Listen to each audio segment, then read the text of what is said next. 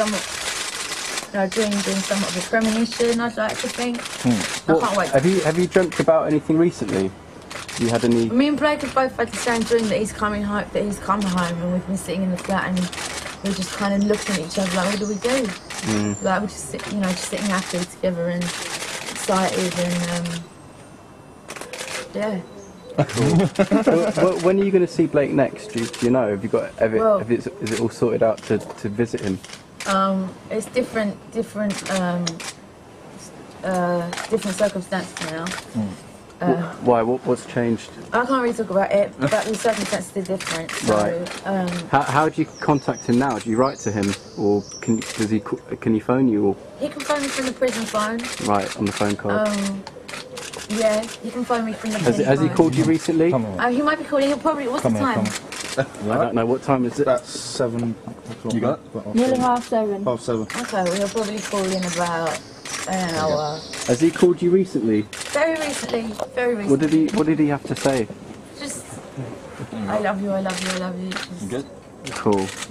So I suppose that's. And just us trying to get our heads around the fact that he will be home in 6 weeks.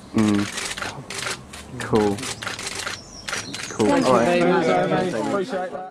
Ivor Novello Award winner, Mercury Music Prize and Triple Brit Award nominee Amy Winehouse follows the release of her new single Rehab and most recently sold out mini UK tour with the hugely anticipated release of her new album Back to Black on the 30th of October. And we are lucky enough to have Amy in studio with us this evening. Amy, you're very welcome to Cool FM. Hello, thank you for having me. How are you? Very well. How are you? I'm good. Enjoying the new single Rehab. Thank you. What's the origins of Rehab? Well, it's true, really. I had a particularly nasty couple of evenings, and the next day my managers came to my house, took me to my dad's, and said, we are going to take you to this place, and you can't, if you don't go, we're just going to take you back there tomorrow. And I was like, oh, okay, all right, whatever, let me have a bath.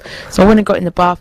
We went down there, and the man said to me, why do you think you're here? And I said, well, I drink a lot, but I'm just depressed at the minute. I'm in love with someone. It's gone wrong. And he said, well, I'm an alcoholic myself, and I can see that you're obviously just depressed. And that was it, really. And then he said, do you want to fill out a form? And I said, no, I don't want to waste your time. Thank you, kind sir. And I left. That was it. The song itself, it's an upbeat song, but you can see depth, I feel like, with the lyrics and even the tempo of it itself. It's very, very raw. Is that what you set out to do when you wrote the single?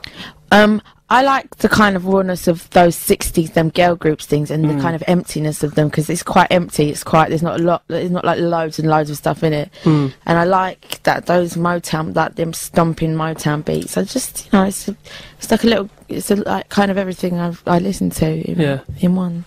Your first album, Frank, and your new album, Back to Black, your record company have told me that it's a different setup. You haven't mellowed at all in the new album. You think that's true? No, I think I've mellowed. I've softened up. I've softened a bit.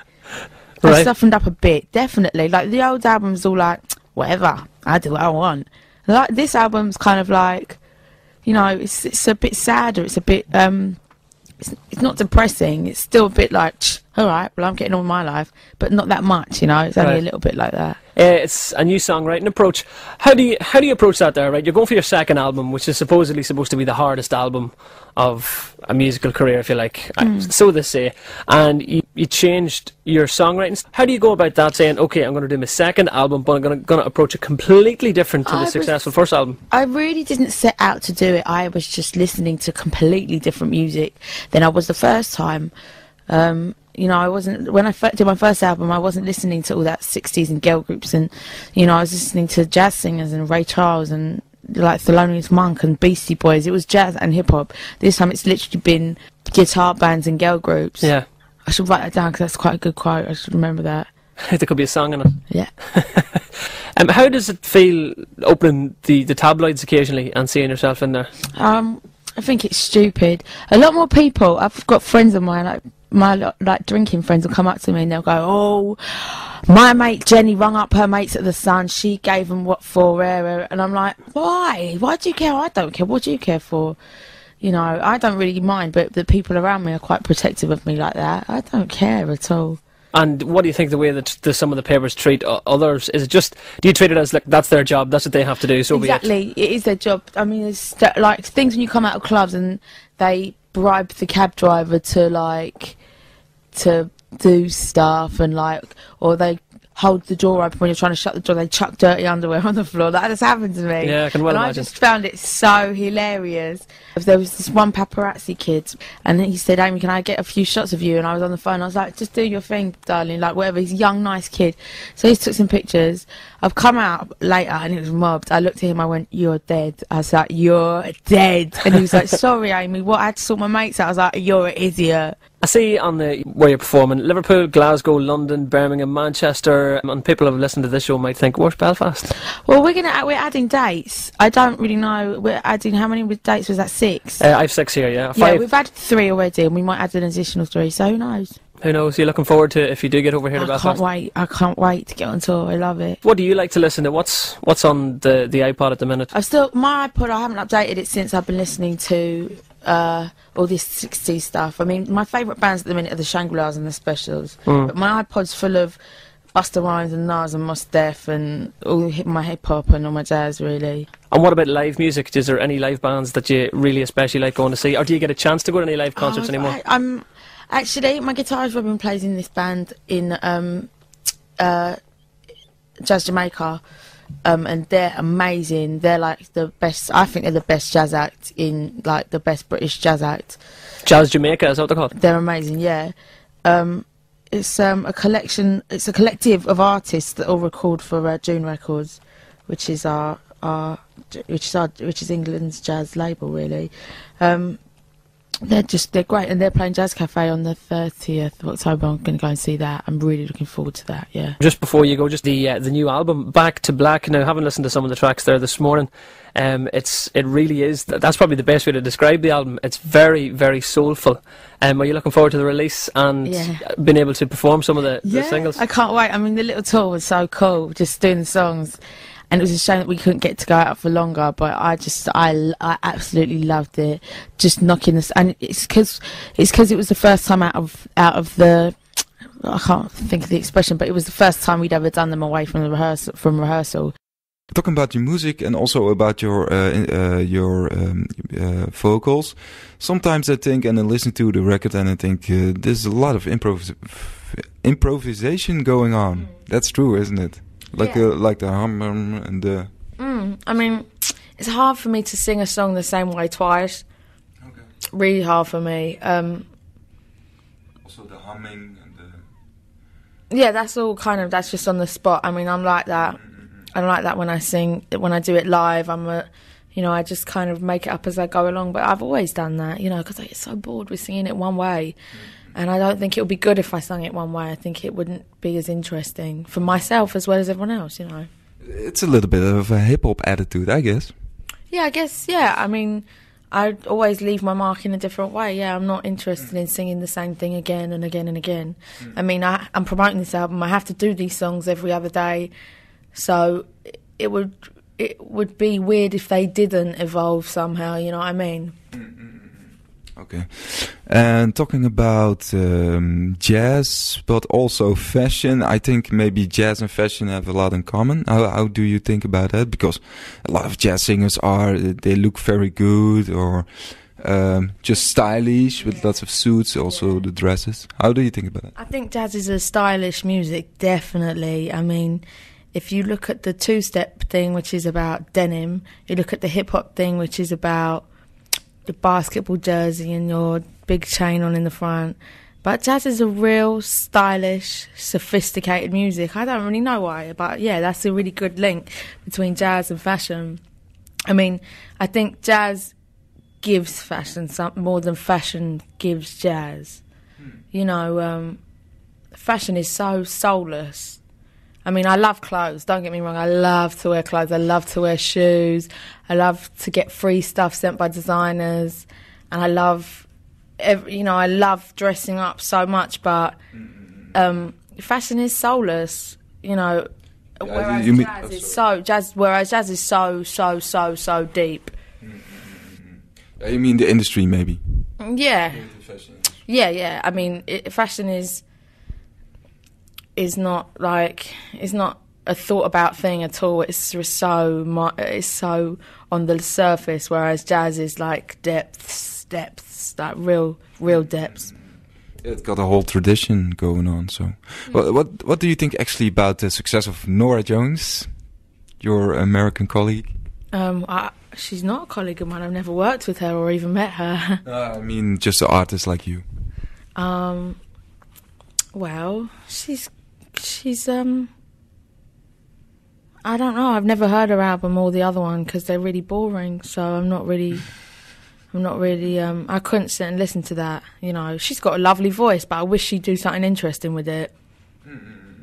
And how the British press are a little bit famous about slagging off people, but also just hyping people.